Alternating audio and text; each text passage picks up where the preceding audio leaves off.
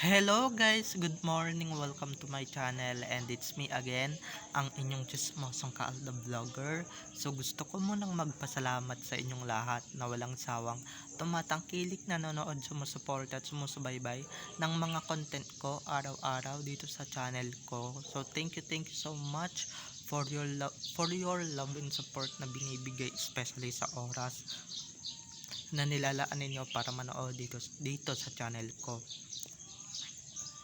So wag ninyong babaktawan o lalaktawan tong ating content for today's video. I'm sure na hindi ninyo pagsisisihan na pinanood nyo to mula umpisa hanggang hulihan, and syempre i-share nyo to sa buong kapuluan. Okay, so God bless us mga ka-AD and happy Tuesday sa ating lahat. So Tuesday na naman at magugulat na naman tayo, tatlong araw na lang weekend na naman. So kahit weekend di tayo titigil sa pagtatrabaho.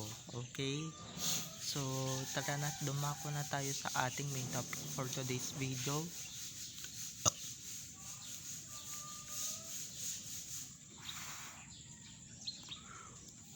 Kahit na iba sila ng ibash, ang mahalaga matibay ang relasyon nila, matibay ang pundasyon nila, at walang makasisira noon.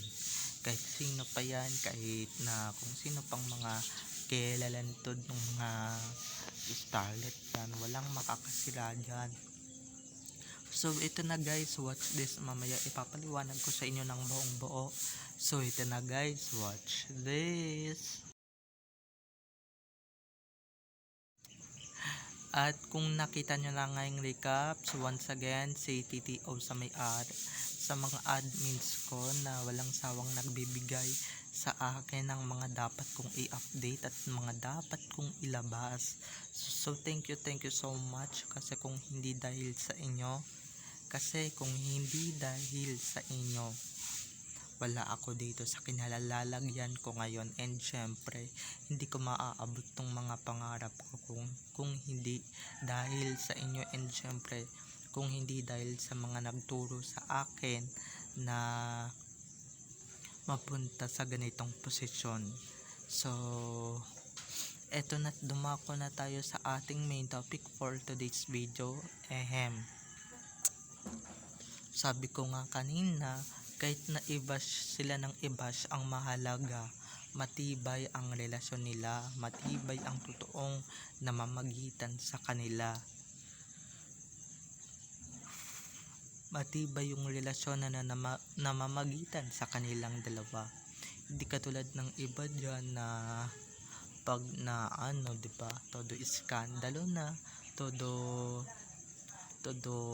matindi na lamat na iniwan nila sa mga pamilya, and syempre sa mga taong nakakakilala sa kanila, diba? At syempre be it kahit anong sabihin ninyo, kahit anong gawin ninyo, kahit na i-bash nyo pa ng i-bash yung dalawa, wala, matibay talaga ang relasyon nilang dalawa. At kung ano-ano man yung sabihin nyo kay Alden at Main, wala na silang pakialam doon, dahil nga pinagtibay na sila ng panahon at pinagtibay na sila ng Diyos. Okay, wala na silang pakialam sa inyo at wala na silang pake kung ano man yung sasabihin ninyo. Ang mahalaga, mas lalo silang tumatatag, diba? Like me, kahit na i-bash pa ako ng i-bash, na sabihin na fake news ako, gumagawa ako ng kwento, tumigil na daw ako sa vlogging, diba, ganyan, wala silang pakialam, kasi nga nasa passion ko na to. At saka eto na talaga yung gusto kong gawin for 3 years. Kaya salamat isa na rin ako sa mga pinapatatag ninyo, at salamat, isa na rin ako sa mga pinapasikat ninyong mga basher kayo. So sana 'Di ba, ipagpatuloy niyo yan, ipagpatuloy niyo yung pambabash sa amin or pambabati ko sa amin. 'Di ba, basta kami hindi na lang kami lalaban at hindi na lang kami magpapatalo, okay? Tsaka kung pwede ba ha, kung inaakala ninyong pag binash ninyo ng binash yung dalawa or si Alden at si Maine, sabihan nyo man si Maine na kung ano-anong mga sinasabi ninyo sa normal na babae at sabihan nyo man si Alden ng kung ano-anong normal na salita na sinasabi ninyo kadalasan sa mga lalaking nang iiwan. Hindi mangyayari yon dahil iniwan lang naman nila yung showbiz love team nila eh. Hindi naman yung totoong buhay at hindi naman yung si Kumain at si Richard, hindi nila iniiwan ang isa't isa, diba? So be it a basher being toxic, so nakakaganda yan sa inyo, diba? Kami ang nagkakakarir, hindi kayo. Sabihan nyo man si Alden ang babaero, bakla, two-timer na umaano ng leftovers, ganyan. Sabihan nyo man si May ng at ng kung ano pang masasakit na salita, wala, mas lalong tumatatag at mas lalong tumitibay ang pagmamahalan ng Aldab sa isa't isa. Yun ang itatak ninyo sa kokote ninyo, okay? Tsaka yung mga hindi naman, wala namang alam sa totoong buhay, sa totoong relasyon ng dalawa,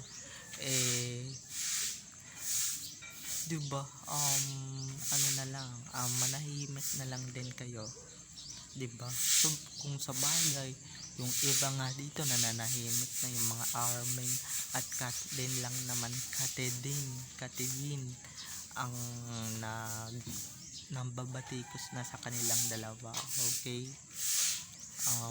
Lalo na dito manggagalaiti talaga kayo dito sa ita-title ko and syempre dito sa ita-thumbnail ko dahil pinag-iisipan ko to mabuti at pinaghandaan ko itong mabuti, diba? So be it the toxicity. Akala nyo ba sa isang sa isang bash lang or sa 1,000,000 bash masisira ninyo yung relasyon ng isang showbiz couple? Diyan kayo nagkakamali. Kung dong yan nga, diba, ilang libong issues na ang dumaan. Tignan nyo naman, diba, napakatatag pa rin ng couple na yan, napaka tibay ng relasyon. Kaya i-bash nyo pa sila ng i-bash ha, at lalo ako i-bash nyo ako ng i-bash kasi nga gustong gusto ko na yan. And syempre para naman sa ganun, pagka binlock ko kayo, diba, may challenge and syempre may mga alam niyo na challenges, and I love challenges. Pagka binlock ko kayo, gawa ulit kayo ng isang account at pag binlock ko ulit isang account ninyo, gawa ulit kayo ng account hanggat mag 1,000,000 account na kayong nakakagawa, okay? So dumayo lang kayo dito sa channel ko, okay? At may nagsabi nga, diba, nakakadagdag din yan ng engagement dito sa YouTube, kaya bash pa more, okay? Gaya ng dalawa, pag lalo nyo silang binabash, mas lalo silang sumisikat, mas lalong dumadami ang endorsements nila, ang mga patalastas nila, ang mga TVC, mga endorsements na kumukuha sa kanila at pinagkakatiwalaan.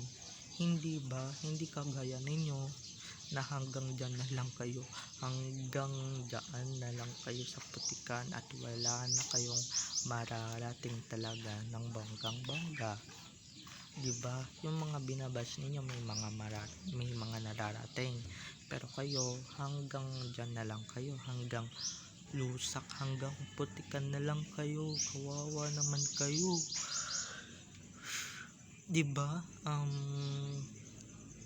wala na akong ibang masabi kung hindi get lost and continue that toxicity ha, kasi nga mas lalong nakikilala yung mga binabash ninyo. Okay, wag ako, dahil dyan na rin ako manggagaling at dyan na rin ako talaga mababagay sa pambabash, diba?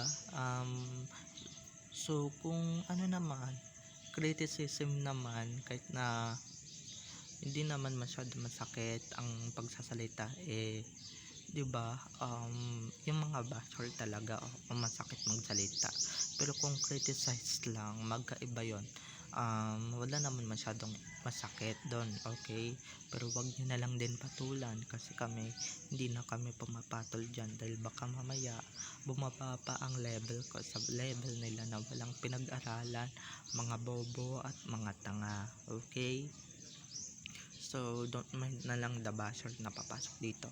So bye-bye na mga ka-ADN, I love you all, have a nice day, keep safe and God bless. So don't forget to subscribe to my YouTube channel for more videos and uploads patungkol kina Main at Alden, and syempre patungkol sa kanilang mga buhay-buhay inside or outside man yan sa showbiz.